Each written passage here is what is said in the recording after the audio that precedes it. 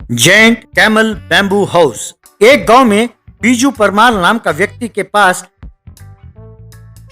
बिजली नाम का ऊंट और 2 पहिए वाली गाड़ी थी। वो उस ऊंट वाले गाड़ी में माल ढोता हुआ गुजारा करता था। बीजू परमार को बच्चों से बहुत प्यार था। वो हर रोज शाम को बच्चों को ऊंट पर बिठाकर ऊंट को सवारी कराता था। इसलिए बच्चे भी बीजू परमार को बहुत चाहते थे। एक दिन बच्चों ने बीजू को प्यार से बहुत सारे फल ला कर दिया, तो उसने खुद खाने के बजाय ऊंट को खिलाया। ये देखकर मोक्ष नाम का एक लड़का, बिज्जू काका, आपको जो फल दिया है वो आप बिजली को खिला रहे हैं, आप अपने बच्चों को नहीं देंगे क्या? नहीं बेटे, मेरे माँ बाप पत्नी बच्चे कोई नहीं है। अच्छा, तो आप अनाथ हो? ना रे, बिजली के होते हुए मैं अनाथ कैसे हो सकता हूँ, कहकर बिजली को लेकर वहाँ से चला गया। ये सब सुनकर मोक्ष के पिताजी, बेटे कई साल पहले बीजू काका मरुस्थल वाले इलाके से यहाँ आए। यहाँ उनका परिवार नहीं है, नहीं रहने को घर भी नहीं है। सारा दिन काम करके रात को जहाँ ये ऊंट सो जाता है, बीजू भी वहीं सो जाता है। तब मोक्ष अपने दोस्तों के पास गया। फ्रेंड्स सुनो, बिज्जू काका बहुत अच्छे हैं, हमें हर रोज ऊंट की सवारी कराते हैं, पर बिज्जू काका का परिवार नहीं है, रहने के लिए उनके पास घर भी नहीं है। हमें कुछ न कुछ करके बिज्जू काका के लिए घर बना के देना होगा। अगले दिन मोक्ष और उसके दोस्त सब एक एक बांस लेकर वहां गए। बीजू ऊंट के साथ सड़क के किनारे लेटा हुआ था। बिज्जू काका, आज से सिर्फ बिजली नहीं, इस गांव के सारे बच्चे तुम्हारे परिवार के हैं, इसीलिए तुम्हारे लिए हम घर बना के देते हैं। कहकर बच्चे सब मिलकर सड़क के किनारे बांस की एक झोपड़ी बनाकर उसे दिया। बेटे तुम सबको धन्यवाद, भगवान तुम सबका भला करे। कुछ दिनों बाद मोक्ष अपने दोस्तों के साथ बीजू के झोपड़ी के पास गया। वहाँ झोपड़ी नहीं थी, सारा बांस तितर बितर बिखरा पड़ा था। जहाँ झोपड़ी था वहाँ जगन नाम के ऑटो वाले ने अपने ऑटो को खड़ा किया हुआ था। जगन मोक्ष से, बड़ा हीरो बनकर बीजू की सहायता करते हो, उसे घर बना कर दिया। वो अपने गांव का नहीं है, उसका वोटर आईडी नहीं है, ना ही राशन कार्ड है, इसीलिए 1 गज जमीन भी उसकी नहीं हो सकती। उसके लिए घर क्यों बनाया? वो पड़े हैं बांस, उन्हें लेकर जाओ यहाँ से। तब मोक्ष और उसके दोस्त वो बांस लेकर वहां से चले गए। बीजू काका बिजली और गाड़ी के साथ वहां से गुजर रहे थे। तब मोक्ष अपने दोस्तों के साथ बांस लेकर आया। बिज्जू काका, हो सकता है कि बिना राशन कार्ड के तुम्हें इस गांव में 1 गज जमीन ना मिले और घर ना बना सको, पर इस देश के नागरिक होने के नाते आपको अपने इस ऊंट के गाड़ी के साथ कहीं भी घूमने का अधिकार है, इसीलिए इस गाड़ी पर ही तुम्हारा घर बनाएंगे। यूं कहकर मोक्ष अपने दोस्तों के साथ मिलकर उस गाड़ी पर ही बांस का घर बनाया। इस तरह जेंट कैमल बैम्बू हाउस तैयार हुआ।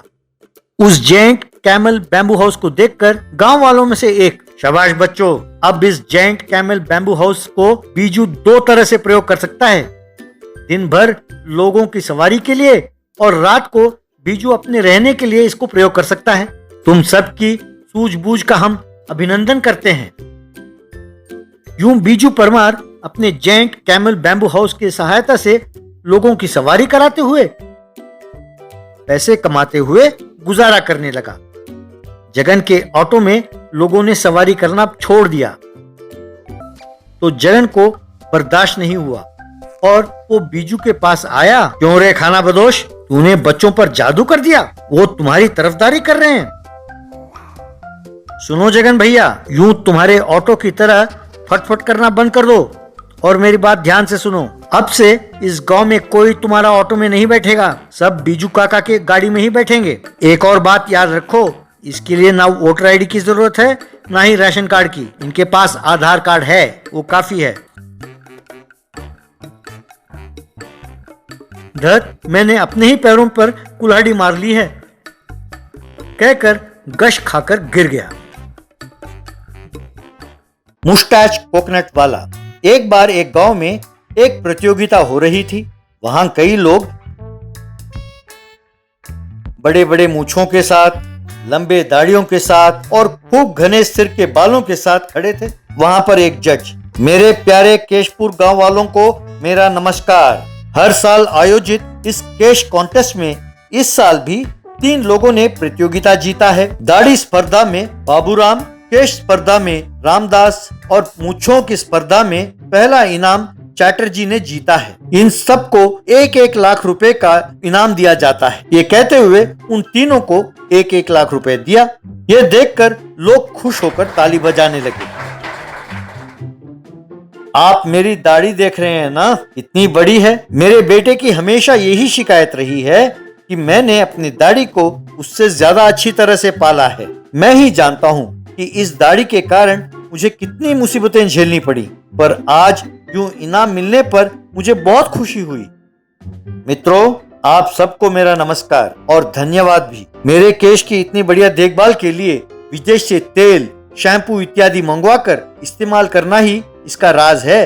तकरीबन 5 लाख तक खर्च किया है मैंने। थिएटर में फिल्म देखकर कई साल हो गए। जानते हैं क्यों? क्योंकि मेरे पिछले सीट पर बैठने वाले व्यक्ति को फिल्म दिखाई नहीं देती और वो मुझे मारने लगते। वो मार सह नहीं पाकर मैं घर पर ही टीवी देखकर संतुष्ट होता हूँ। इतनी मुसीबतों के बाद आखिर में प्रतियोगिता जीतने पर बहुत खुशी हो रही है। आखिर में चैटर्जी, गांव वालों को कोटि कोटि नमस्कार। लोग कहते हैं कि मूंछ मर्द की निशानी है। मैं खुद नहीं जानता कि इन मूंछों को मैं कब से बढ़ा रहा हूँ। ये लंबाई में ही नहीं, ताकत में भी बहुत श्रेष्ठ हैं। चाहें तो आप खुद ही देख लीजिए। कहकर 2 नींबुओं को मूंछ पर खड़ा किया। ये देखकर लोग हैरान होकर ताली बजाने लगे। मेरे प्यारे गांव वालों, इनकी बातें सुनने के बाद मैं एक नतीजे पर पहुंचा हूं। ये सब बड़े मेहनत से इन्हें बढ़ा रहे हैं। इनके मेंटेनेंस के लिए भी लाखों रुपए खर्च कर रहे हैं। इसलिए अगले साल से इनाम की रकम 1 लाख से बढ़ाकर 5 लाख कर रहा हूँ। ये सुनकर लोग फिर से ताली बजाने लगे। ये सब सुनकर हेगड़े नाम के व्यक्ति सोच में पड़ गया। बाप रे, मूंछ बढ़ाने से 5 लाख कमा सकते हैं। भाई ये तो बढ़िया है। अगली बार हेरा फेरी करके 5 लाख मारना होगा, ऐसा उसने सोचा। कुछ महीने बाद ऑटो में बैठे एक व्यक्ति घोषणा करते हुए जा रहा था, सुनो सुनो सुनो, हमारे जिले में इस महीने के 19 तारीख को बालों की प्रतियोगिता फिर प्रारंभ होने वाली है। इसमें 3 स्पर्धा हैं, दाढ़ी, सिर के केश और मूंछ। इन स्पर्धाओं में जो भी विजयी होगा उसे 5 लाख दिया जाएगा। जो इच्छा रखते हैं वे आकर भाग ले सकते हैं, कहकर ऐलान करने लगा। हेगड़े ने अपने घर पर आईने के सामने नकली मूंछें छिपकाया। उसके हाथ में 2 बड़े नारियल भी थे। उन्हें मूंछ पर रखा। दुनिया में कोई नहीं पहचानेगा कि ये मूंछें नकली हैं और ये नारियल थर्मोकोल की है। इस बार किसी तरह वो 5 लाख रुपए मुझे ही जीतना होगा।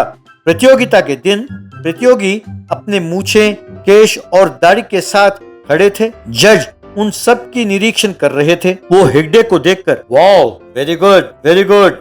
मेरे प्यारे केशपुर गांव वालों, इस बार ये युवक हेगड़े ने बहुत बढ़िया मूंछें बढ़ाई हैं। मैं खुद हैरान हूँ कि इतनी अच्छी मूंछें हैं कैसे। इसलिए इस बार पहला इनाम इसे ही दे रहा हूँ। हेगड़े बेटे, कंग्रेचुलेशंस, ये लो 5 लाख रुपए इनाम, कहकर उसे पैसे दिए। ये देखकर लोगों ने ताली बजाई।